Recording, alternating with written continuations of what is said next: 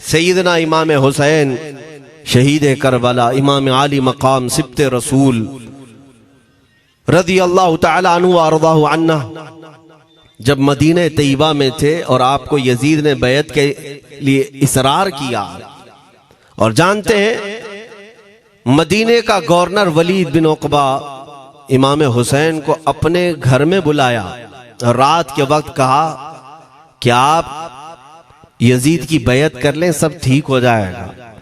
आपने एक तारीखी जुमला फरमाया था, आज वो सब मुसलमानों को याद होनी चाहिए। इमाम हुसैन ने ये नहीं कहा मैं हुसैन रसूलुल्लाह का नवासा यजीद की बैत करूंगा फासिक व फाजिर की, ये नहीं कहा आपने।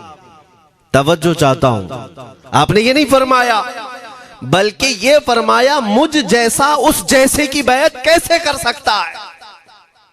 ये क़यामत तक आने वालों के लिए मैसेज है, हुसैन जैसा कभी भी यजीद जैसे की बैत नहीं कर सकता, और ना ही वैसों की ताकत को वो मान सकता है। और अल्हम्दुलिल्लाह हमारी माओं ने बचपन से हमें हुसैन को ही सुनाया है, यजीद को नहीं। इसलिए आज अगर किसी तख्त पर यजीद बैठा हो तो हमें डर नहीं लगता इस बात का कि वो गर्दन उड़ा देगा, हमें इस बात का खौफ नहीं लगता कि फांसी पर चढ़ा देगा। हमें इस बात का यकीन है कि अगर हमारे टुकड़े भी हो जाएंगे तो इंशाअल्लाह हमारी रूह करबला जरूर पहुंचेंगी। इमाम हुसैन के साथ क़यामत के दिन उठाए जाएंगे, हक बात करते हुए अगर दुनिया से जाएं। अजीज़ान गिरामी वक़ार, मैं तारीख की चंद झलकियां आपके सामने रखूंगा। मुझे हुक्म भी हुआ है, बहुत जल्दी वक्त खत्म हो जाएगा, समेटना है। मैं चंद मिसालें आपके सामने रखता हूं। ताकत किसे कहते हैं, क़ुव्वत किसे कहते हैं। जिम में जाकर बॉडी बनाने वाला ताकतवर है, काजू बादाम खाने वाला ताकतवर है, मुक्के मारने वाला ताकतवर है। कौन है ताकतवर? ताकत किसे कहते हैं? मेरे अजीजों, असल ताकत तो ये है कि तुम इस्तेमाल अपने हाथ पैर कुछ भी ना करो, लेकिन खलबली दूसरों में मची रहे। ये असल ताकत है, ये रब ताला की तरफ से दी हुई होती है इनाम में। वरना आप सोच सकते हैं कि हुसैन आजम के साथ जो लोग आए थे वो कुल काफिला कितना था। अलग अलग रिवायतें, इमाम हुसैन के साथ 135 लोग थे, बाज रिवायात में है 96 थे, 96 लोग थे, बाज रिवायत में 82 थे। शहीद होने वालों की तादाद 72 है। लेकिन इस बात पर अक्सर उलमा मुहद्दिसीन का ख्याल है कि 82 लोग थे, 82 लोग थे। 82 के मुकाबिल में कितने लोगों को आना चाहिए रास्ता रोकने के लिए? अगर किसी आम आदमी से भी पूछे तो डबल कर दो, ट्रिपल कर दो, 4 गुना ज्यादा कर दो। नहीं, 82 को रोकने के लिए पहले 1000 लोग आए, फिर वो 1000 के बाद 4000 प्लस आए, 5000 लोग सिर्फ 82 लोगों को रोकने के लिए आए रास्ता। फिर ये लोग 4 दिन तक रास्ता रोकते ही रहे, 5000 लोग मिलकर। 10वीं मुहर्रम होने से पहले पहले फिर तकरीबन 16000 लोग आए, यानी तकरीबन पूरे टोटल मिलाकर 22000 के करीब, 21000 समथिंग कुछ। 22000 की फौज क्या माने रखती है? किसको रोकने के लिए? 82 लोगों को।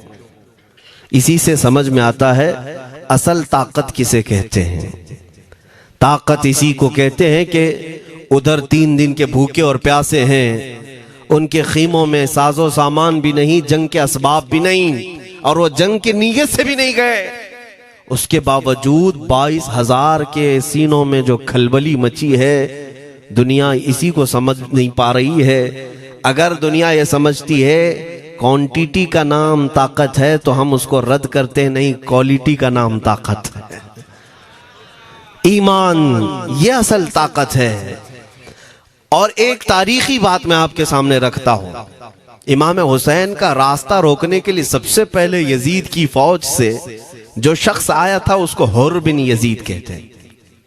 हुर बिन यजीद अर्रियाई 1000 का लश्कर लेकर के ये इमाम हुसैन का रास्ता रोकने आए। 2 दिन तक इधर उधर घुमाते रहा, और जब जब नमाजें होती रही, इमाम हुसैन मुसल्ला इमामत पर हैं और ये यजीदी इक्तिदा भी कर रहे हैं। हर जमात इमाम हुसैन के पीछे हो रही है। लेकिन मैं आपको बताता हूं 10वीं मुहर्रम से पहले इमाम हुसैन ने खुतबा दिया और यजीदियों से कहा, क्या तुम मेरी हैसियत को नहीं जानते? मैं फातिमा जहरा का बेटा हूं, हैदर कर्रार का नूर नजर हूं, रसूलुल्लाह का नवासा हूं। मेरी निस्बतें क्या तुम्हें नहीं मालूम? तुम मेरे खून से अपने हाथों को न रंगो। मैं तुम्हारे पास ऑप्शन रखता हूं, मैं इस रास्ते से अपने वापस मदीने की तरफ जाता हूं या किसी साहिल की तरफ या दिमश्क जाऊंगा। जंग करना नहीं चाहता तुमसे। ये 3 ऑप्शन जब इमाम हुसैन ने रखा तो यजीदियों ने एक को भी कबूल नहीं किया। वो जंग करना ही चाहते थे, इमाम हुसैन के खून के साथ खेलना ही चाहते थे।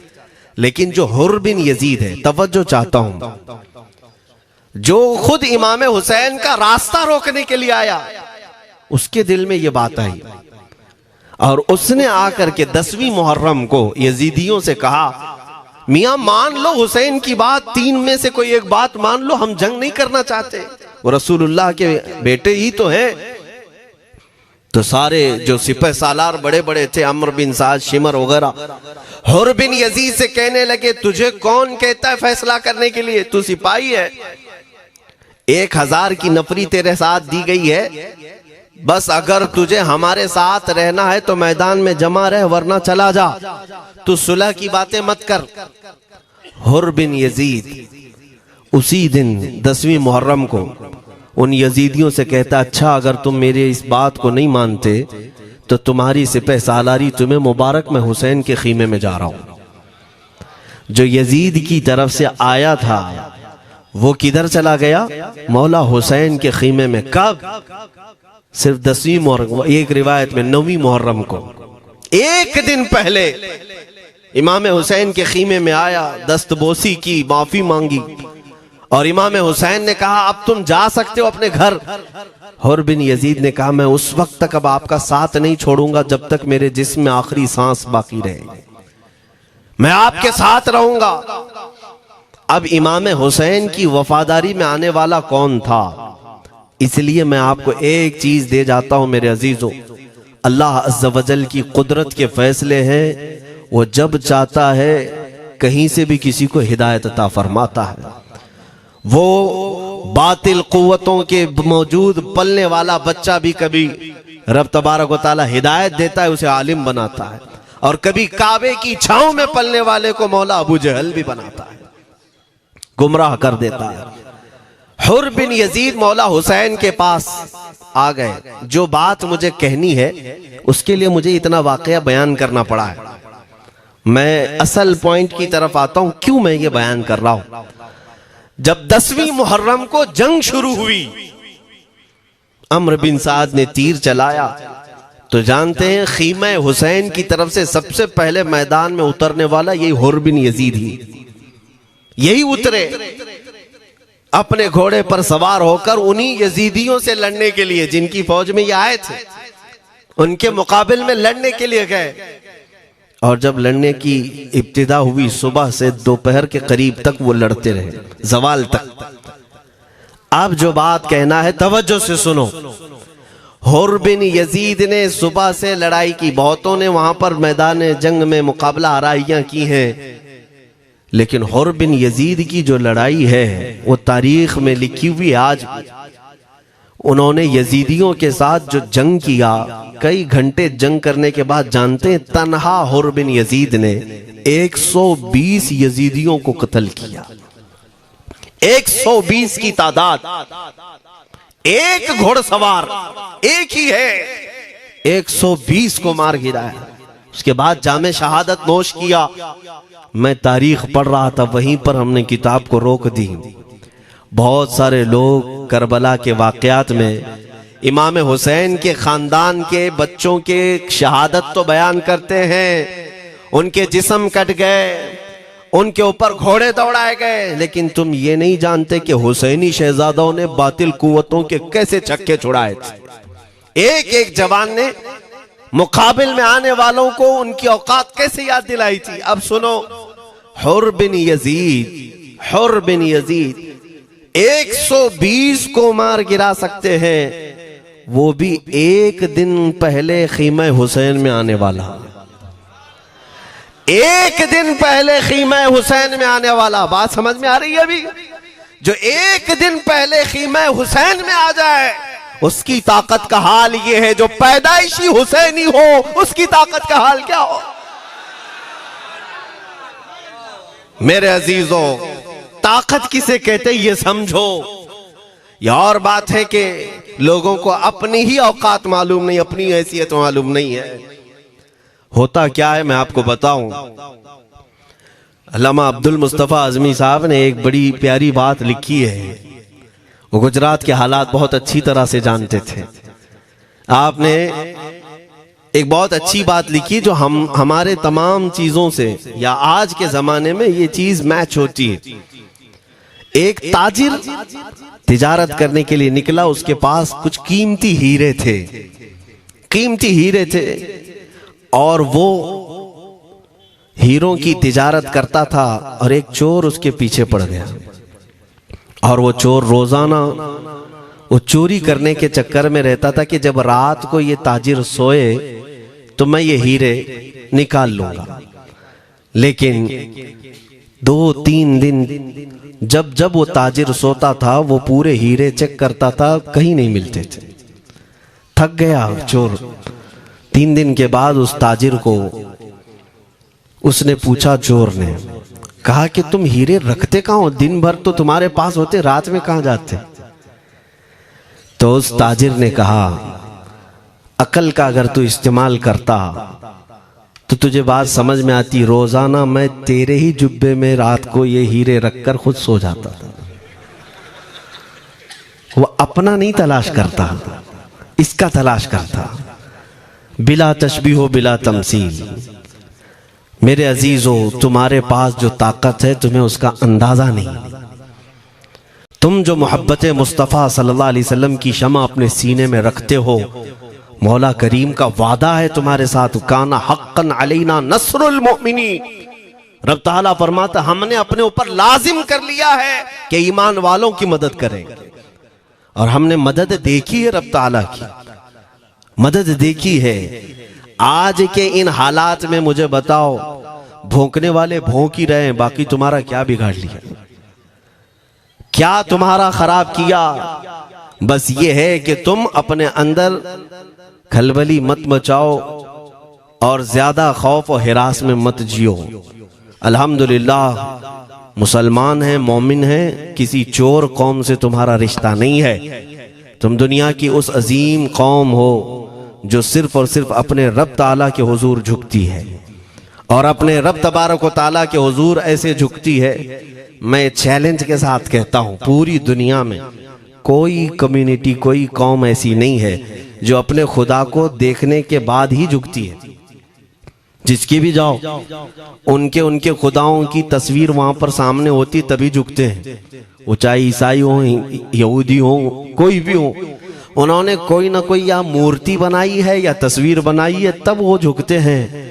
तन्हा तुम ईमान वाले हो जो आज तक अपने खुदा को देखा नहीं लेकिन हर दिन सजदा करते हो, तुम्हारा ये ईमान है। और कुरान में शुरू में ही अल्लाह ताला ने जो तारीफ फरमाई सूरह बकरा में, युमिनून बिल गैब, अल्लाह फरमाता है ये वो लोग हैं जो गैब पर ईमान रखते हैं, देखा नहीं। और दुनिया में करोड़ों मस्जिदें होंगी, किसी मस्जिद में अल्लाह की तस्वीर है? किसी मस्जिद में? और या तुम्हें सलातो सलाम पढ़ने के लिए मेरे आका की तस्वीर देखने की जरूरत है? यही तो तुम्हारा ईमान है मेरे अजीजों। मेरे आका को हमने दिल में बसा रखा है, और जब हुजूर पाक की याद आई, बगैर तस्वीर देखे हम खड़े हो जाते हैं। और उनकी मोहब्बत वैसी होती है, हमें किसी तस्वीर और मूरत को देखने की जरूरत भी नहीं होती। तुम्हारी खुसूसियात बहुत हैं। अल्लाह रब्बुल इज्जत ने तुम्हारी पेशानियों को महफूज रखा है, किसी अहरे गैरे के सामने झुकने नहीं दिया। पेशानी मुकद्दस है तुम्हारी। हाँ, ये तो नहीं है कि तुम किसी दरख्त पर भी चले जाओ, पत्थर पर भी चले जाओ, चूहे पर भी झुक जाओ, सांप पर भी झुक जाओ, नहीं है। एक सहाबी हैं, ईमान लाने के बाद वो कहते हैं, या रसूल अल्लाह सल्लल्लाहु अलैहि वसल्लम, दो वाकयात ऐसे हैं जो ज़माने जहालत में हम करते थे। एक वाकया याद करता हूं तो रोना आता है और एक वाकया याद करता हूं तो हंसी आती है। हुजूर ने फरमाया वो दोनों क्या है बताओ। उन्होंने कहा पहला वाकया तो ये है जिसको याद करके रोता हूं कि जवानी में जब हमारे घर बेटी पैदा होती थी तो हम उसका गर्दन मरोड़ कर दफन कर देते थे। आज मुझे वो बात याद आती है तो रोना आता है कि हमने ऐसे कई बच्चियों को दफन कर दिया। अरब वाले दामाद बनाना नहीं चाहते थे और बेटियों को पहले ही मार देते थे। ये वो सहाबी कहते हैं अब याद आती है बात तो रोना आता है। मेरे आका सल्लल्लाहु अलैहि वसल्लम ने फरमाया फिर हंसी किस बात पर आती है। कहते हैं जमाने जहालत में हमारे खुदा जो होते जिनकी हम इबादत करते थे तो जब सफर में जाना होता था तो आटा गूंद करके खुदा बना लेते थे, क्योंकि सफर में जाना है और हर जगह उनको साथ में रखना था खुदा को। वो साहब ही कहते हैं सफर के खुदा और होते थे, हवा का अलग, पानी का अलग, मिट्टी का अलग, सब लेकर के चलते थे। फिर हुजूर ने फरमाया हंसी किस बात पर आती है।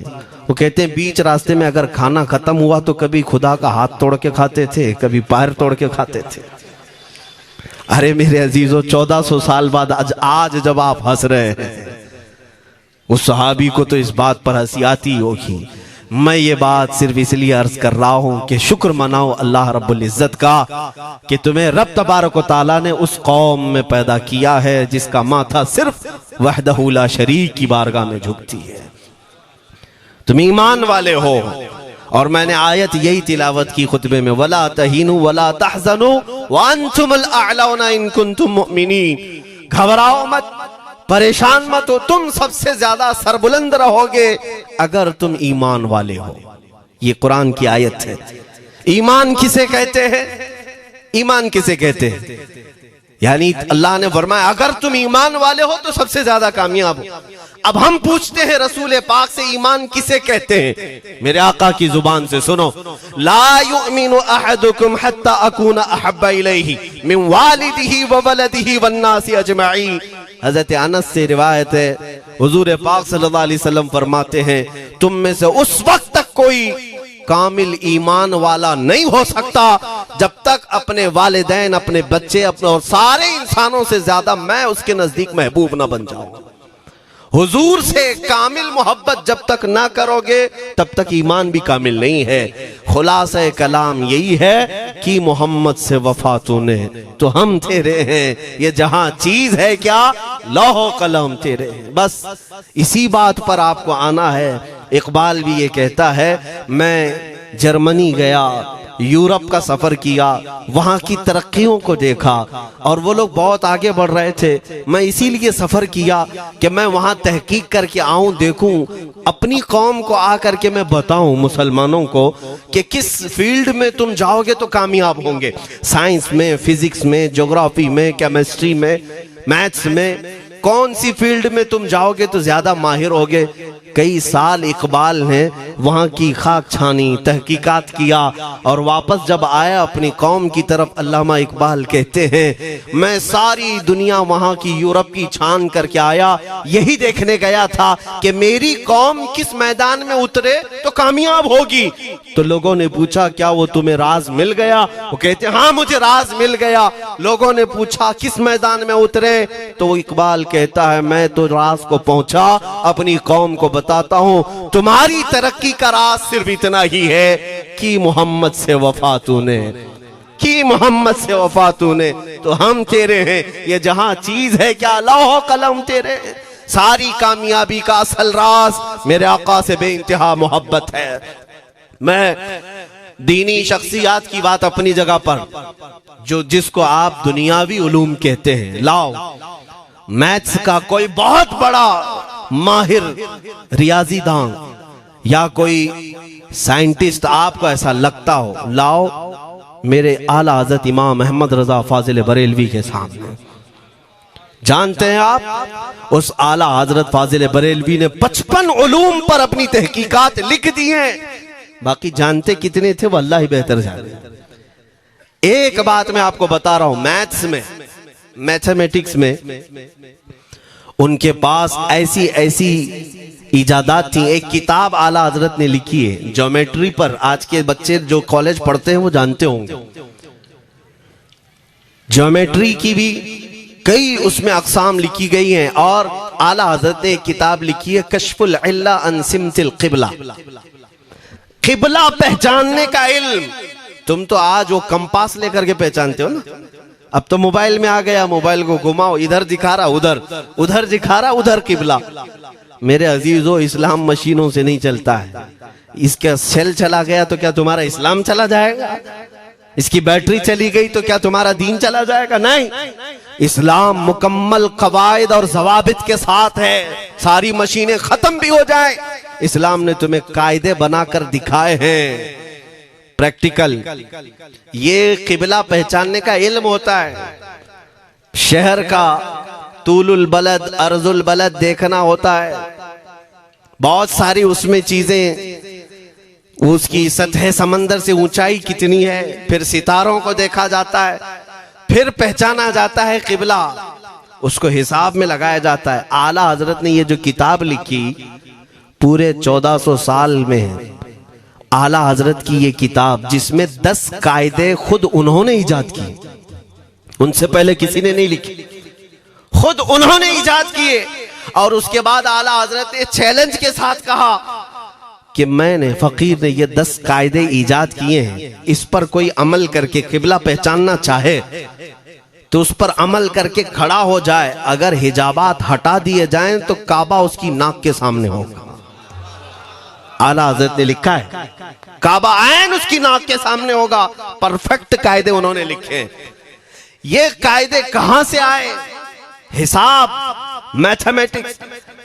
जो अलीगढ़ के प्रोफेसर अपने फंसे हुए मसाइल हल करने के लिए आला हजरत के पास आए, वाकयात आपने सुने होंगे। अब मैं आपसे कहता हूं, एक बहुत बड़े प्रोफेसर साहब अलीगढ़ के, वो लंदन या ऑक्सफोर्ड जा रहे थे या जर्मनी जा रहे थे कुछ मैथ्स के फंडे हल करने के लिए।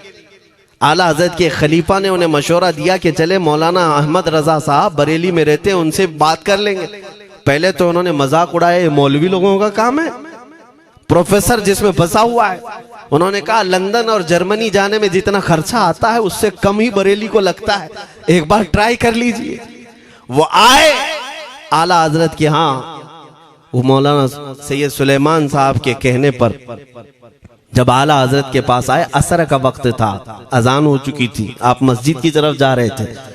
प्रोफेसर साहब से मुलाकात हुई। आला हजरत ने पूछा कैसे आना हुआ? उन्होंने कहा एक बहुत पेचीदा मसले में फंस गया हूं, मैथ्स का, रियाजी का, हिसाब का हल नहीं होता, इसके लिए मैं बाहर का सफर कर रहा था। आपके शागिर्द मौलाना सुलेमान साहब ने कहा कि आपसे मिलने। आला हजरत ने कहा दिखाएं क्या मसला है? उन्होंने कहा इतने शॉर्ट टाइम में ये हल नहीं होगा, नमाज के लिए आप जा रहे हैं। आला हजरत ने फरमाया फिर भी दिखाओ। आला हजरत को उन्होंने वैसे ही खड़े दिखाया। देखते ही आला हजरत ने उंगलियां रखी और कहा इसका यहां से, इसका यहां से, फलां का यहां से, इस तरह आप लगा करके देख ले, मैं असर की नमाज से फारिग होकर आता।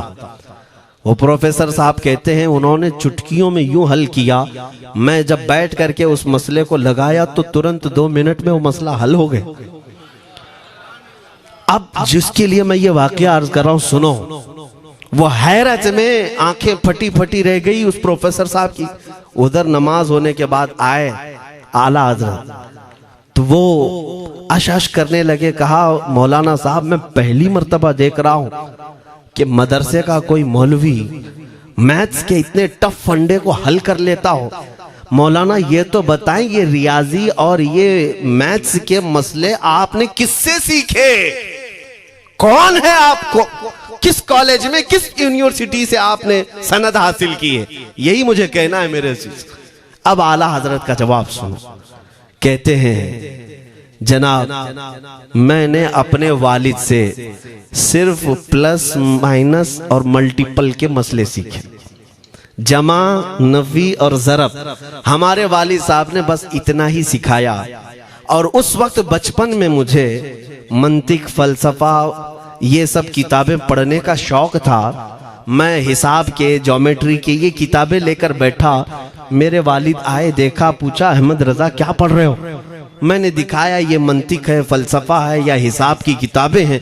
मेरे वालिद ने वो किताबें अपने हाथ में ले ली और कहा, जा रसूलुल्लाह की हदीसें पढ़, सदक़े में सारे इल्म दे दिए जाएंगे। आला हज़रत फरमाते हैं, उसके बाद मैंने अपनी जिंदगी मेरे मुस्तफ़ा के कदमों में लगा दी। ये जो आप देख रहे हैं, ये मेरे मुस्तफ़ा के कदमों से छन कर मुझे मिला है। बस बात समझ जाओ, ताकत इसी को कहते हैं। नबी पाक सल्लल्लाहु ताला अलैहि वसल्लम से बेइंतहा मोहब्बत करने वाला वो दुनिया के किसी मैदान में भी तन्हा नहीं होता, तन्हा नहीं होता। अजीजा ने गिरामी वक़ार, मैं इस बात की तरफ आपको ले जाता हूँ। एक सहाबी हजरत सलमा बिन अकवा रदियल्लाहु ताला, इनको राजिलु रसूलिल्लाह कहा जाता है। हुजूर सल्लल्लाहु अलैहि वसल्लम के ऐसे सिपाही, जितने गज़वात में गए, जितनी जंगों में गए, कभी घोड़े पर नहीं बैठे, पैदल। और वह ऐसा पैदल चलते थे कि कोई घोड़ा भी उनके साथ नहीं पकड़ पाता उनको जब वो भागते थे। घोड़ा भी अपनी तेज रफ्तारी के बावजूद उन्हें नहीं पकड़ पाता। उनको लक़ब मिला था राजिलु रसूलिल्लाह, चल करके सफर करने वाला रसूलुल्लाह का सिपाही। एक बार ऐसा हुआ, एक बनु कार्रा का शख्स जिसका नाम अब्दुर्रहमान है, ये मुनाफिक था, खबीस था। इसने तकरीबन 400 लोगों को जमा किया, अपने हम मिजाज लोगों को, और मदीने पर रात के वक्त एक बगीचे पर हमला किया, पूरे बगीचे को आग लगा दिया। और उसके बाद फिर जो खजूरें थी वहां से सब लूट लिया, लूट करके अपने घोड़ों पर रख लिया और निकल पड़ा। उस वक्त सिवाय हजरत सलमा बिन अकवा के कोई नहीं था। उधर 400 लोग लूट मार कर रहे हैं और खजूरें जमा कर रहे हैं, और ये तन्हा साहबी।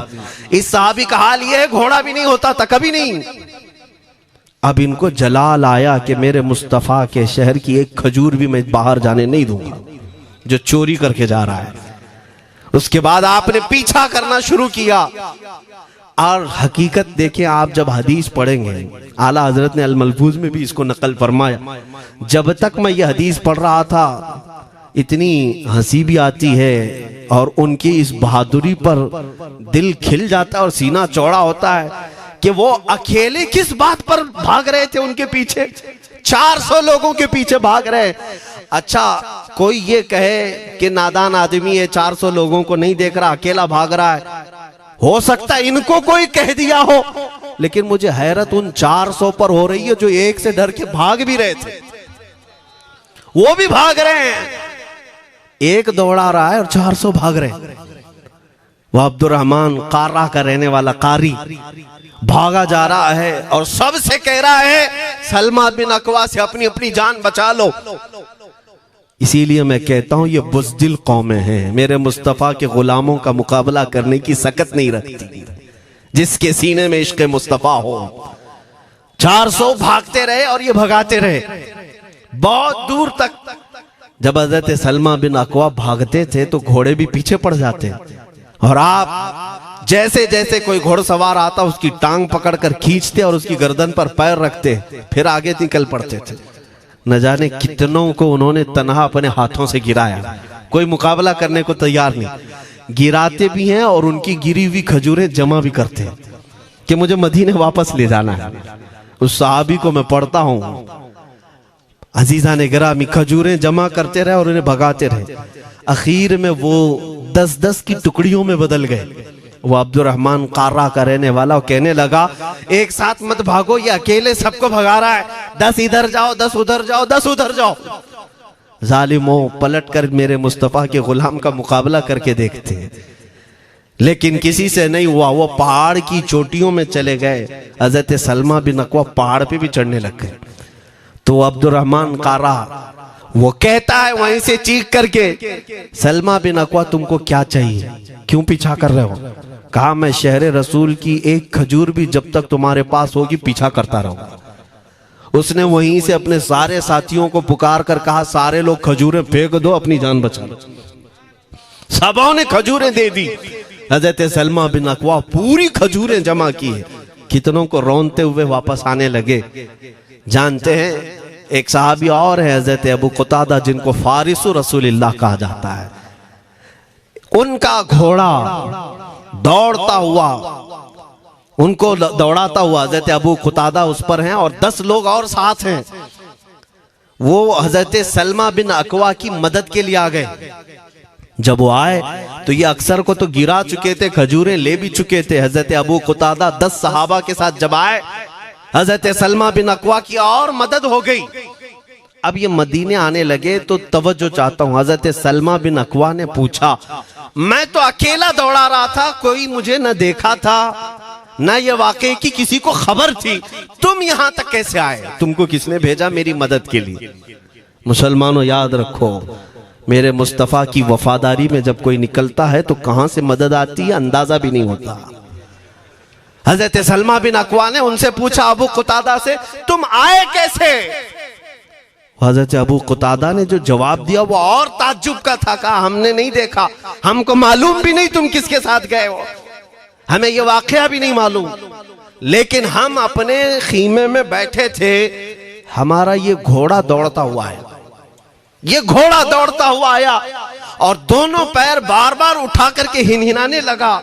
मेरा घोड़ा ऐसा कभी करता नहीं, वो जिहाद में जाने वाला घोड़ा है, फरमाबरदार है। अबू कुतादा ने उसको सहलाया लेकिन फिर भी वो खामोश नहीं हुआ। हजरत अबू कुतादा कहते, मैं पहचान लिया, वो अपनी पीठ पर मुझे सवार करना चाहता है। मैं इसकी पीठ पर बैठ गया। मेरे साथी भी ताज्जुब में थे, इतनी वक्त गुजर जाने के बाद घोड़े को न भूख लगी है न प्यास लगी है, ये कहां ले जा रहा है? अबू कुतादा कहते, ये घोड़ा है जो तुझ तक हम सबको ले आया है। हजरत सलमा बिन अकवा ने कहा, हाँ मुझे याद है, जब मैं उन 400 को दौड़ा रहा था तो तुम्हारा घोड़ा मुझे देख रहा था। पता ये चला दुनिया का हर जानवर भी मेरे मुस्तफा का वफादार है। अगर तुम नबी पाक सल्लल्लाहु अलैहि वसल्लम की इज्जत व हुर्मत के लिए उठते हो तो चूंटियां अपने सुराख में तुम्हारे लिए दुआ में मशगूल हो जाती हैं, मछलियां पानी में तुम्हारे लिए दुआएं करती हैं। अजीज़ान गिरामी वक़ार, आज मैं अपने जुमलों को समेटते हुए ये बात कहता हूँ, धोराजी की सरजमीन मैंने कभी सुना नहीं या कभी आपसे मुलाकात नहीं की, लेकिन इतना बड़ा मजमा हमें जो सुनने के लिए बैठा है, लोग मुसाफे के लिए आए, फूल हार पेश किए, टूट पड़ते हैं मुलाकातों के लिए। मैं अक्सर जलसों में भी और अपने प्रोग्रामों में ये कहता हूँ, मुझे जो आप इज्जत की निगाह से देखते हैं या मिलना चाहते हैं या देखना चाहते हैं या सुनना चाहते हैं, तो वो इसलिए नहीं है कि किसी बाप का, बड़े बाप का बेटा है या किसी सियासी पार्टी का नेता है। आपकी जो मोहब्बत है वो सिर्फ इसलिए है, ये नाज ये अंदाज हमारे नहीं होते, झोली में अगर टुकड़े तुम्हारे नहीं होते या रसूल अल्लाह, जब तक के मदीने से इशारे नहीं होते, रोशन मेरी किस्मत के सितारे नहीं होते। जो कुछ भी इज्जत मिली है हमें आज, वो किसी और सलाहियत की वजह से नहीं। साफ मैं बता देता हूं, मैं मुकर्रिर आदमी नहीं, मैं खतीब आदमी नहीं, मैं वो शोलाबार मुकर्रिर नहीं हूं कि जिनकी तकरीरों से लोग बहुत ज्यादा नफा उठाते हो। मैं तो तालिब इल्म आदमी हूं। मेरे आका सल्लल्लाहु ताला अलैहि वसल्लम के लिए इतनी वफा करना जानता हूं कि मैंने यह अहद कर लिया है, मेरे जिस्म में जब तक खून बाकी रहेगा, एक भी सालिम कुत्ता मेरे आका की तरफ उंगली भी उठाए, हम अपनी गर्दन भी निछावर करने को तैयार रहेंगे। मेरे आका सल्लल्लाहु ताला अलैहि वसल्लम के लिए कुर्बानी का जज्बा है, इसलिए मेरे आका ने ये इज्जत अता की है। फिर मुझे ये कहने का हक भी है, जब तक बिके न थे तो कोई पूछता न था, या रसूल अल्लाह तुमने खरीद कर हमें अनमोल कर दिया।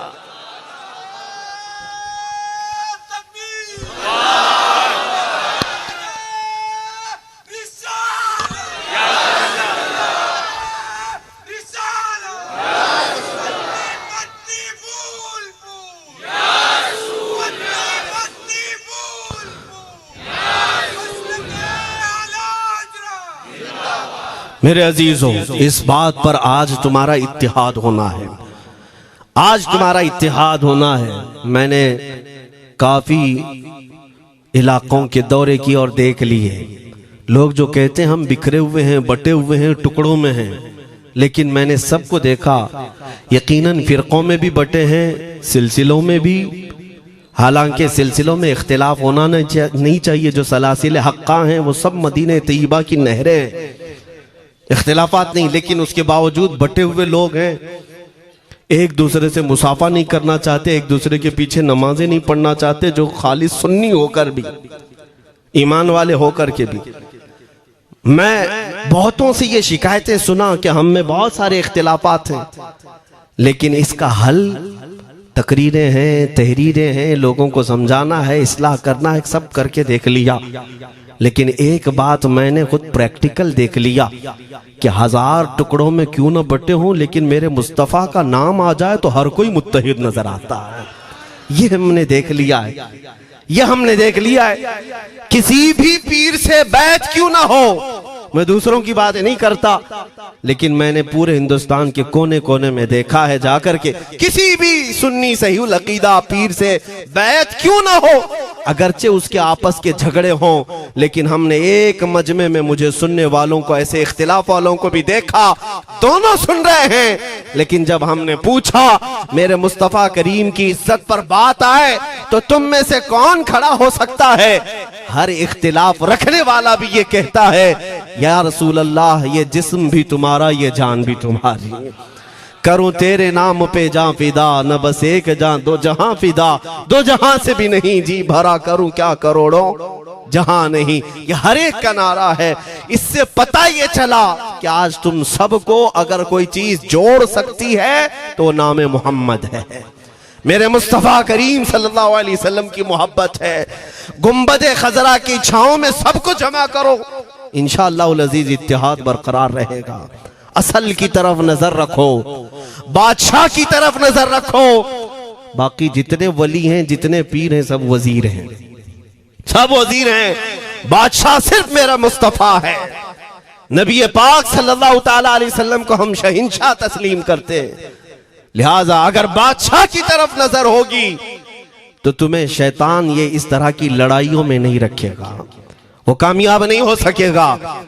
तुम सबका मिशन अगर मेरे मुस्तफ़ा की इज्जत और उनकी नामूस हो जाए, हुजूर अकरम सल्लल्लाहु ताला अलैहि वसल्लम की तरफ हमने देखा है बड़े बड़े इख्तिलाफात खत्म हो जाते हैं। हजरत अबू ज़र ग़िफ़ारी, हजरत बिलाल हबशी, दोनों में झगड़ा हो गया था, तकरार हुई। हजरत अबू ज़र ग़िफ़ारी ने सिर्फ हजरत बिलाल को गुस्से में आकर कहा, काली औरत के बेटे, या इब्न उम्मी सौदा। ये तकरार में हो जाता है। हजरत बिलाल को ये बात लग गई, थे तो काले, लेकिन सहाबी ने कहा था काली औरत के बेटे। हुजूर के पास जाकर अर्ज किया, या रसूल अल्लाह, अबू ज़र ने मुझे आज यूं कहा, अबू ज़र ने मुझे आज यूं कहा, काली औरत के बेटे। मेरे आका सल्लल्लाहु अलैहि वसल्लम को जला लाया, बाहर आए, बुलाया, अबू ज़र कहाँ है? आए। हुजूर पाक ने उनको मुखातिब करके सिर्फ इतना फरमाया, अफीकल जाहिलिया, अभी तक तुम्हारे अंदर पुरानी जाहिलियत बाकी है? 3 बार पूछा और उसके बाद मेरे आका चले गए, कुछ नहीं फरमाया। पुराने जमाने की काफिरों की जाहिलियत अभी बाकी है, जो माँ के नाम से लोगों को गालियां देते या पुकारते थे। हजरत अबू ज़र ग़िफ़ारी को इतनी बात लग गई कि मेरे आका मुझसे रूठ गए, मेरे आका के दिल पर यह बात लग गई। तो उन्होंने ये नहीं किया कि देखा जाएगा बाद में क्या होगा, नहीं, सीधे मस्जिद नबवी में हजरत बिलाल को ढूंढने के लिए आए। कहाँ है? हजरत बिलाल मिल गए तो उनका हाथ पकड़ करके लाए। अबू ज़र ग़िफ़ारी जमीन पर लेट गए, सो गए। कहा है बिलाल, मुझे माफ कर दे, मैंने तुझे सख्त जुमला कहा, मुझे माफ कर दे। हजरत बिलाल ने कहा, ठीक है, मैंने माफ कर दिया, हो गई बात। लेकिन हजरत अबू ज़र ग़िफ़ारी ने कहा, नहीं, मेरा दिल इस पर सुकून नहीं मानेगा। एक काम करो ए बिलाल, तुम अपना ये पैर मेरे चेहरे पर रगड़ो, ये तुम्हारा तलवा जिसको मैंने काला कहा था, उसी तलवे से मेरे चेहरे पर तुम रगड़ो, ताकि मुझे मेरी हैसियत पता चल जाए। हजरत बिलाल क्या उनकी बात पर अपना पांव उनके चेहरे पर रगड़ देते? दोनों हाथों से उनको जमीन पर उठाया और सीने से सीना लगाया। कहा है अबू ज़र, कैसी बात करते हो? जिस आका के तुम गुलाम हो, उसी आका का मैं भी गुलाम। मैंने ये तारीख में पढ़ा है, अगर सख्तियों को कोई चीज जोड़ सकती है तो वो मेरे आका की मोहब्बत है और मुस्तफा करीम की मोहब्बत है। तुम्हारे सीने चौड़ा कर देगी, तुम्हारा दिल कुशादा कर देगी, तुम अपनों को एक्सेप्ट करने लग जाओगे अपने नबी की निस्बत पर। हाँ, एक बात याद रखें, मैं ये सिर्फ मेरे आका की निस्बत वालों के लिए कह रहा हूं, बाकी हमारा अकीदा तो ये है, नबी से हो जो बेगाना उसे दिल से जुदा कर दे, पिदर मादर बिरादर जानो माल उन पर फिदा कर दे। हम उसको मानते ही नहीं, चाहे बापों की माँ हो जो मेरे नबी को नहीं जानता, जो मेरे आका की अजमत को नहीं पहचानता, मैं उनके बारे में नहीं कहता। हाँ, हमारे एक उस्ताद बुजुर्ग उन्होंने फरमाया था कि बेटा बात करने का लहजा नरम रखना हमेशा। बहुत सारे लोग हमारी तकरीरों को अभी अभी जो सुनते हैं वो कहते हैं बहुत कड़क बोलते हैं, सख्त बोलते हैं। मेरे अजीजों, पिछले 15 साल से करते हैं हम तकरीरें, अखलाकियात पर, तसव्वुफ पर बहुत सारे नरम अंदाज में गुफ्तगू करने के हम आदी थे। वो सब नहीं देखते, लेकिन जहां हम थोड़ा सा चीखते हैं या गरज के साथ बोलते हैं, वो बहुत जल्दी किसी को लगती है और कहते हैं आप बहुत कड़क लहजे में कहते हो। 90% हमने नरम लहजे में बात किया है, लोगों को अखलाकियात सिखाया है। चोरी, जिना, डकैती, सूद, शराब, इन सब की मजम्मत पर बयानात हमने रिकॉर्ड किए। वो सब नजर नहीं आता, लेकिन सख्त जुमले बहुत जल्दी नजर आते हैं। लेकिन ये मैं क्यों करता हूं वो भी आपको बता दूं। हमारे एक बुजुर्ग उस्ताद ने फरमाया, कहा कि बेटा नरम गुफ्तगू करने की आदत रखना, इसलिए कि मेरे आका सल्लल्लाहु अलैहि वसल्लम की सुन्नत है नरमी से कलाम करना। लेकिन एक बात याद रखना, जिंदगी भर नरमी से बात करो, लेकिन मुस्तफा करीम सल्लल्लाहु अलैहि वसल्लम की एहानत या दुश्मनी किसी में देखो तो फिर न तुम्हारी जुबान मीठी होनी चाहिए, न दिल नरम होना चाहिए, न दिमाग ठंडा होना चाहिए। हाँ, ये ईमान का तकाजा है। हम जो सख्त बात करते हैं, लोगों को ऐसा लगता है कि इतना कड़क नहीं बोलना चाहिए। तुम्हें पता भी नहीं हज़रत उमर फारूक कितना बोलते थे। हाँ, उमैर बिन वहब एक शख्स था जो हुजूर के कत्ल का इरादा करके आया था मक्का से। सफवान नाम का एक और शख्स, उमैर नाम के 2 लोग हतीम काबा में बैठकर मीटिंग करके आए, क्योंकि सफवान का बाप जंग बदर में मारा गया था, उमैर का बेटा जंग में कैदी होकर हुजूर के पास कैद था। दोनों का प्रॉब्लम सेम था। दोनों लोग हतीम काबा में बैठ करके फैसला करते हैं। सफवान ने कहा मैं तुझे बहुत पैसे दूंगा, एक तलवार को जहर में बुझा कर जाओ मदीने और मोहम्मद का कत्ल करके आओ सल्लल्लाहु अलैहि वसल्लम। उमैर बिन वहब तलवार छुपा करके मदीने आया, लेकिन जिस वक्त वो आया, हजरत उमर फारूक चंद सहाबा के साथ मस्जिद नबवी के बाहर खड़े थे। देखते ही उसकी गर्दन में जो है ये गमछा डाला, रुमाल, और कहा खुजू हादल कल, पकड़ो इस कुत्ते को। ये हजरत उमर की जुबान से निकलेंगे, कहते हैं पकड़ो इस कुत्ते को। यही वो है जो बद्र के अंदर, मैदान बद्र में मक्का वालों को भड़का रहा था जंग पर हुजूर के खिलाफ। यहाँ मदीने में आया है, पकड़ो इसको। हजरत उमर बाहर ही सब कर देते, लेकिन कहा कि मैं हुजूर से पूछ के आता हूँ इसका करना क्या है। मेरे आका के पास गए, कहा या रसूल अल्लाह, वो शैतान कुरैश आया है, कुरैश का शैतान आया है उमैर बिन वहब, और मुझे लगता है वो बुरी नीयत से आया है। हजरत उमर पहले ही भांप रहे हैं, मुझे लगता है वो बुरी नीयत से आया है, क्या करना है आप हुक्म फरमाए। मेरे आका ने फरमाया उमर उसको अंदर ले आओ। उमैर बिन वहब को वैसी गर्दन में वो गमछा डाल के घुमा के अंदर ले आए मस्जिद नबवी में। हुजूर ने पूछा, हजरत उमर से कहा छोड़ दो उसको। जब अंदर आया तो पूछा हुजूर ने, क्यों आए उमैर? अब वो झूठ बोलने लगा, कहा मेरा बेटा आपके पास कैदी है, खैर खैरियत पूछने के लिए आया, और क्या है। मेरे आका ने फरमाया सच सच बताओ क्यों आए हो। उसने फिर कहा मैं अपने बेटे की खैरियत मालूम करने आया हूं, और क्यों आया हूं। हुजूर ने फरमाया खैरियत मालूम करने आए तो तलवार लेके क्यों आए हो। उसने तलवार दिखाने के लिए फेंक दिया, कहा इस तलवार का क्या होना है। तलवार तो हमारे पास बद्र में भी थी, लेकिन पता आप ही के साथ थी। बड़ी बड़ी बातें करने लगा। मेरे आका को जलाल आया और कहा उमैर वो बात क्यों नहीं बोलते जो तुम सफवान के साथ काबा के हतीम में बैठकर करके आए हो। मदीने में बैठा रसूल खाने काबा में होने वाली गुफ्तगू को सुन रहा है। दूर और नजदीक के सुनने वाले वो काने लाले करामत पे लाखों सलाम। ये हदीस मौजूद है, सही हदीस है। इसी हदीस के तर्जुमानी करते हुए हम तो ये अकीदा रख ही सकते हैं ना, हम यहाँ से पुकारें वो वहां से सुने, मुस्तफा की समाअत पे। हाँ, ये अकीदा बरेली वाले का जो है वो अपने पेट का अकीदा नहीं, ये सहाबा का अकीदा है। मेरे अजीजों, जब मेरे आका ने फरमाया वो बात बताओ जो हतीम काबा में करके आए हो, अब थर थर थर कांपने लग गया। इससे इस रसूल से क्या छुपाएं जो हतीम काबा में तन्हाई में होने वाली मीटिंग को भी जानता हो। कहा अब मैं क्या बताऊं जब आपको सब मालूम है। अब मैं जो कहना चाहता हूं वो ये है, अशहदु अन्नका मुहम्मदन रसूलुल्लाह, मैं गवाही देता हूं कि आप मोहम्मद अल्लाह के रसूल हैं सल्लल्लाहु अलैहि वसल्लम। ईमान ले आए। अब सुनिए मेरे अजीजों, ईमान लाने के बाद हुजूर पाक सल्लल्लाहु अलैहि वसल्लम ने तलकीन फरमाई कि अब इस्लाम पर कायम रहो, ईमान पर बरकरार रहो। कत्ल करने के लिए आया, मेरे मुस्तफ़ा का गुलाम बन गए। अब उसके बाद हजरत उमर क्या कहते हैं, हजरत उमर जो गमछा गले में डाल के अंदर लाए थे, अब गले में हाथ डालकर बाहर ले जाते हैं। और बाहर जो साथी खड़े थे उन सबको मुखातिब करके कहते हैं, लोगों सुनो। हजरत उमर के अल्फाज सुने, कहते हैं थोड़ी देर पहले ये जो शख्स तुम देख रहे हो, मुझे खिंजीर इससे अच्छा लगता था। अल्लाह, ये लफ्ज भी है, वल्लाही इन्नी लअहब्बु खिंजीरन मिन हाज़ा। कहते हैं कि इससे बेहतर मैं खिंजीर को समझता था क्योंकि ये दुश्मन रसूल था। लेकिन अब सुनो ऐ लोगों, अब मेरे सगे बेटे से ज्यादा मुझको ये अजीज है, इसलिए कि मेरे आका का गुलाम। यही ईमान है, यही ईमान है। अजीजान गिरामी, खुलासा कलाम मेरी बात का यही है, मोहम्मद की मोहब्बत दीन हक की शर्त अव्वल है। इसी में हो अगर खामी तो सब कुछ नामुकम्मल है।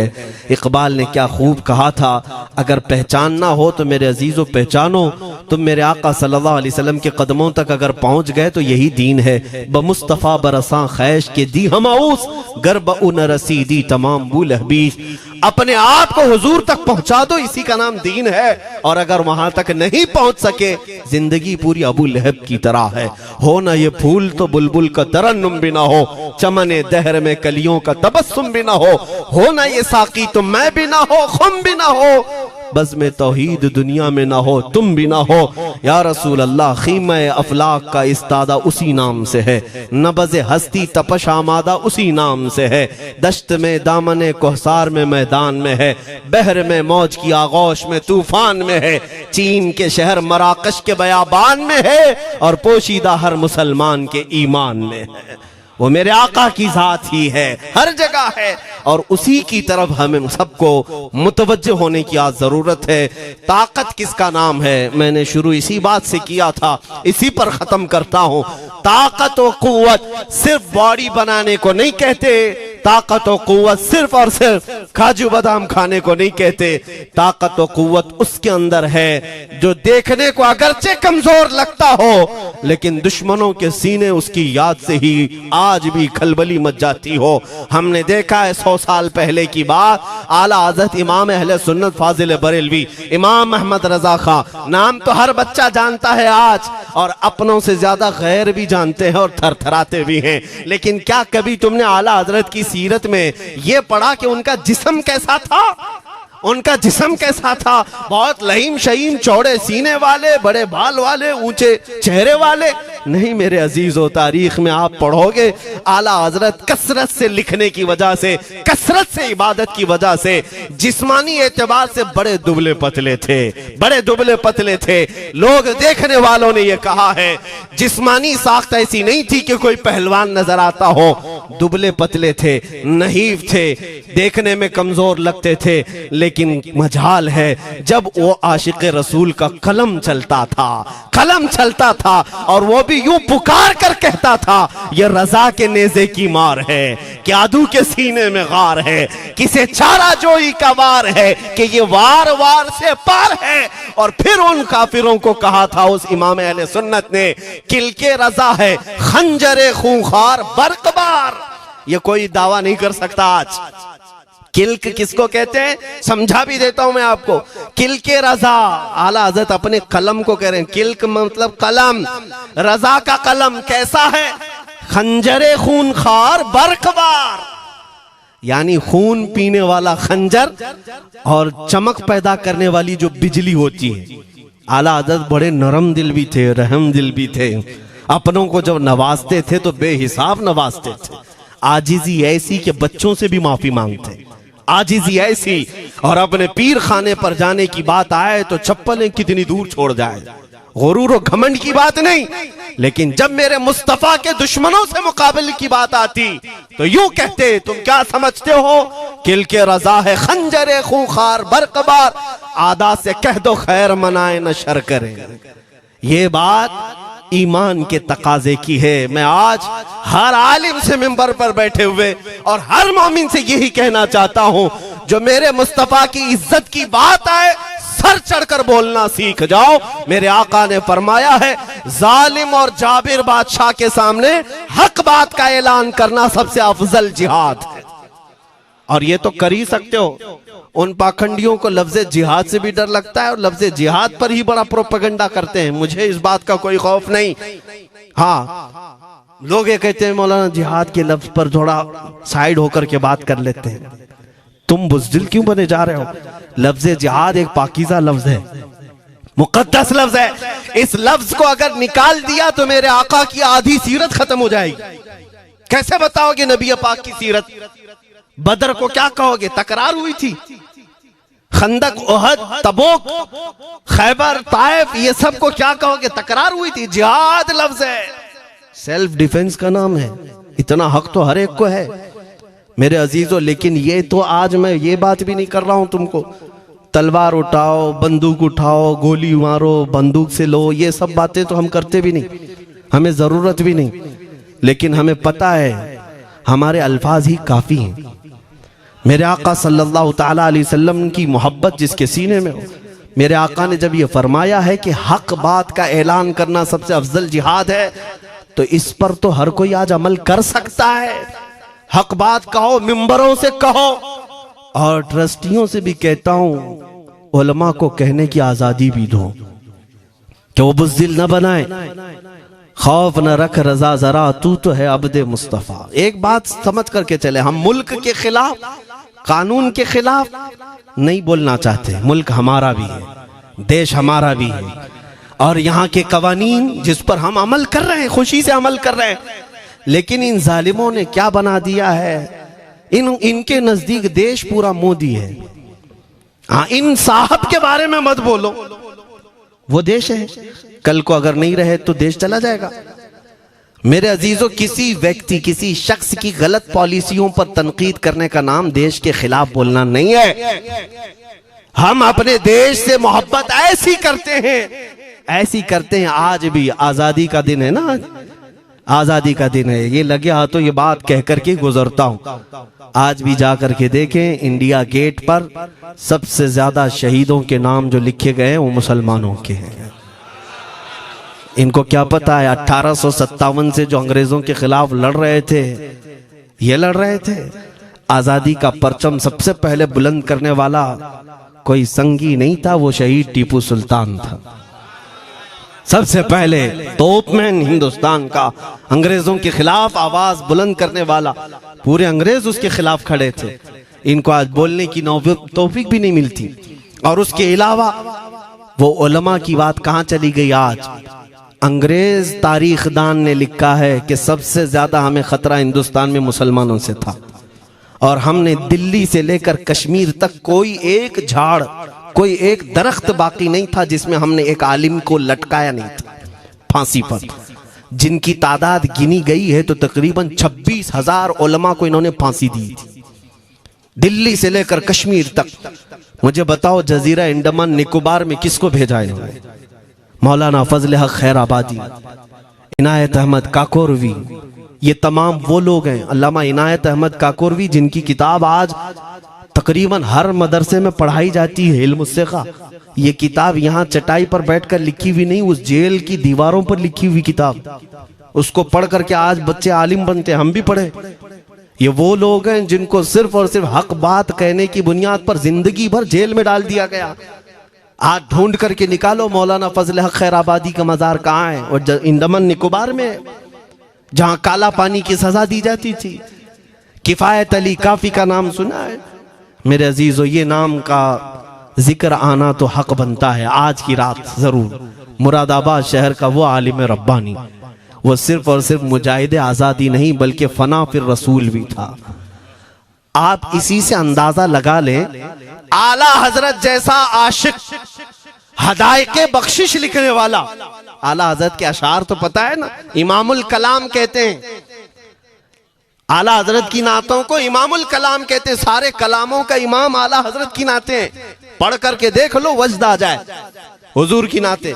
लेकिन उस आला हजरत से पूछा गया, आप किसकी नाते पसंद करते हैं? आला हजरत फरमाते हैं, मैं सिर्फ दो ही लोगों की नाते सुनता हूं, या तो हसन रजा बरेलवी की या अल्लामा किफायत अली काफी की। आला हजरत जिसकी नाते सुनते हो, इसी से अंदाजा कर सकते हो किफायत अली काफी कौन थे। मैं अक्सर जगहों पर इनका तस्करा करता हूं ताकि बच्चों के जहनों में ये बात मुंतकिल हो जाए। अब मैं आपको बताऊं, उनकी जुबान में अल्लाह ने वो ताकत दी थी कि वो जब इश्क रसूल पर बोलते थे तो हजारों का मजमा रोने लगता था, उनकी तरफ आ जाते। और अंग्रेजों को ये बात कतान पसंद नहीं थी। उन्हें कई तरह से गिरफ्तार करने की कोशिश की गई। आखिरकार एक मुनाफिक के जरिए से मौलाना किफायत अली काफी को गिरफ्तार करने के लिए अंग्रेज आए। कितने जानते हैं? 3000 लोग आए एक आलिम को गिरफ्तार करने। हमेशा कुत्ते झुंड में ही आते हैं। हाँ, मॉब लिंचिंग भी जो है ना, कुत्ते झुंड में ही करते हैं। किफायत अली काफी रहमतुल्लाह अलैह को गिरफ्तार करके ले गए दारुल इमारत में। अंग्रेजों ने रात के वक्त किफायत अली काफी के कपड़े खोले और उनके जिस्म पर गर्म स्त्री फेरी। स्त्री से पूरा दागते थे और जब चमड़ी जल जाती थी तो उस पर नमक छिड़कते थे। हफ्ता भर तक अल्लामा किफायत अली काफी को उन्होंने ये दर्दनाक सजाएं दी। बीच में कई मर्तबा उनको सामने ऑफर रखा, तुम बदल लो अपनी बातें, छोड़ दो अपनी इस कौम को वरगलाना, छोड़ दो ये सब जो तुम तकरीरें करते हो, हम अपने हुकूमत में तुम्हें ले लेंगे, वजीफा भी देंगे, ओहदा भी देंगे। किफायत अली काफी रहमतुल्लाह अलैह ने फरमाया, तुम गलत जगह हाथ मारे हो। हाँ, ये वो जगह नहीं है जहां से 500 पाउंड लेकर के कौवा भी हलाल कर दिया जाए, हर चीज जो है तुम्हारे हिसाब की बना दी जाए। ये वो जगह नहीं है। किफायत अली काफी रहमतुल्लाह अलैह ने कहा, मेरा दीन इतना सस्ता नहीं है, इतना सस्ता नहीं है। उसके बाद उन्होंने कहा, तो फिर तुम मरने के लिए तैयार रहो। कहा, खुशी से। 8 दिन के बाद उनको एक चौराहे पर ले जाकर फांसी का फंदा लगाया गया और पूरे मजमे में आपको फांसी के लिए चढ़ाया गया। अंग्रेजों ने पूछा था, कोई आखिरी वसीयत है तुम्हारी, कोई आखिरी ख्वाहिश है तो बता दो लोगों में। फांसी पर चढ़ने वाला ये कहता होगा, मेरी बीवी से मिल लूं, बच्चों से मिल लूं, जायदाद प्रॉपर्टी की वसीयत कर दूं, मेरे बाद कौन बैठेगा वो कह दूं। लेकिन किफायत अली काफी की बात पर कुर्बान जाओ। उस भरे मजमे में कहते, हाँ मेरी आखिरी ख्वाहिश एक ही है, एक बार नाते रसूल पढ़ लूं। अल्लाह अल्लाह, एक बार नाते रसूल पढ़ लूं। उन्होंने कहा, ठीक है, तुम्हारी इस ख्वाहिश का हम अदब करते हैं, कर लो। किफायत अली काफी रहमतुल्लाह अलैह फांसी के फंदे पर चढ़ने से पहले क्या मगन होकर के गुनगुना रहे थे। यूं कह रहे थे, कोई गुल बाकी रहेगा न चमन रह जाएगा, पर रसूलुल्लाह का दीने हसन रह जाएगा। अतलसो कम ख्वाब की पोशाक पे नाजा न हो, इस तने वे जान पर खाकी कफन रह जाएगा। सब फना हो जाएंगे हश्र तक काफी, वो लेकिन नाम हजरत का जुबानों पर सुखन रह जाएगा। ये नाते पाक गुनगुनाते हुए चढ़ गए फांसी के फंदे पर। लोगों ने देखा फांसी तो लगी लेकिन लबों पर उसी तरह की मुस्कुराहट थी। क्यों? ये राज है मेरे अजीजों, मरने वाला ही जानता है। फंदा बाद में लगता है, आमिना का लाल पहले तशरीफ लाता है। मौत का दर्द उसे क्या होगा जो जमाले मुस्तफा देख रहा हो, मेरे आका सल्लल्लाहु ताला अलैहि वसल्लम की तरफ महव हो। अब सुनो, मैं ये बात क्यों कह रहा हूं, तुम इन बातों से घबराना नहीं, इन बातों से डरना नहीं कि कल को अगर आपके मिंबर पर बैठकर खिताब करने वाला ये आपका गुलाम मर जाता है, कट जाता है, कोई मुझे मार देता है, तो इस बात का यकीन रख लेना, दीन रुकेगा नहीं। और मेरे आका सल्लल्लाहु अलैहि वसल्लम के नामूस और उनकी इज्जत में कोई कमी आने वाली नहीं। हमारे मर जाने से कुछ नहीं होना है, इसलिए कि हर सुन्नी बच्चा जानता है इस्लाम जिंदा होता है हर करबला। हम मरने के बाद इस बात का यकीन रखते हैं अगर हमारी मौत हो गई इस रास्ते में तो इस्लाम की आबियारी होगी, इस्लाम और फूलेगा फलेगा। और हुआ यही, किफायत अली काफी को फांसी का फंदा देकर 8 दिन तक जश्न मनाया था अंग्रेजों ने। जब मौलवी चला गया जो लोगों को तकरीर करता था, हजारों का जमा करता था, हुजूर अकरम सल्लल्लाहु अलैहि वसल्लम की मोहब्बत की बातें करता था, चला गया, हमने फांसी दे दी। लेकिन इन जालिमों को मालूम नहीं मेरे खुदा का कानून क्या है, कुदरत खुदाबंदी का कानून क्या है। मुरादाबाद शहर में ये किफायत अली काफी को 1857 के पहले फांसी दे रहे हैं और उसी साल मुरादाबाद के करीब बरेली शहर में अल्लाह ताला अहमद रजा पैदा कर रहा है। तुम एक आशिक को फांसी दिए, हुजूर पाक के चाहने वाले को तुमने फांसी देकर ये समझा कि आप खत्म हो गया इश्क की बातें करने वाला। लेकिन कुर्बान जाओ मोहब्बत मुस्तफा पर, मेरा रब ऐसे इन मक्कारों के मकर को फेरता है कि फौरन अल्लाह ताला ने ऐसा आशिक पैदा किया कि फिर बरेली की तरफ से उठने वाली आवाज एक शहर में, एक बस्ती में नहीं, दुनिया के कोने कोने में पहुंच गई। आज 100 साल हो गए उस मर्दे कलंदर इमाम अहले सुन्नत को दुनिया से गए हुए, लेकिन हर मस्जिद की मिंबर और मेहराब आवाज देती है मुस्तफा जाने रहमत पे लाखों सला, शमे बज़ में हिदायत पे लाखों सला। और फिर हमारे बच्चे भी ये आज कह जाते हैं, डाल दी कल्ब में अज़मत मुस्तफा, सय्यदी आला हजरत पे लाखों सला। ये निजाम है मेरे मौला का, एक चिराग तुम बुझाओगे मौला 100 चिराग रोशन फरमाएगा। हाँ इंशाअल्लाहुल अज़ीज़ इस बात पर हम सबको जमा होना है। अल्लाह करीम हमें हमारी खोई हुई ताकत व कुव्वत अता फरमाए। आप रब तबारक व तआला की बारगाह में ये दुआ करें कि ऐ रब्बे जुल जलाल, जब तक जिंदगी बाकी है मौला मुझे तेरे नबी के वफादारों में शुमार फरमा। इसलिए मैं जब भी हुजूर की बारगाह में अरीजा पेश करता हूँ तो ये जरूर कहता हूँ, आका बद हैं तो आपके, भले हैं तो आपके, टुकड़ों पे यही के पले हैं, रुख किधर करें, तुझसे जो मुंह छुपाएं तो करें किसके सामने। या रसूल अल्लाह, क्या किसी और से तवक्को नजर की है? हमारा मानना तो ये है, मैंने देखा भी है अपने बच्चों को, और हम कहते हैं मेरे आका की बारगाह में, आका गुनहगार तो हो गए लेकिन आपके गद्दार नहीं है, गद्दार नहीं है। जब तक गद्दार नहीं होंगे मेरे आका की तरफ से तुम्हारे लिए हमेशा इस्तकबालिया खुला रहेगा। आओ मेरे अजीजों, इस बात पर मैं गुफ्तगू को खत्म करता हूँ आज के इस उर्स मुबारका में। और आज आजादी की ये रात है, हम बारगाह मुस्तफा में अरीजा पेश करते हैं, या रसूल अल्लाह आपको इस वतन से बूए वफा आई थी, मेरे आका इस वतन की तरफ नजरे करम फरमा दे।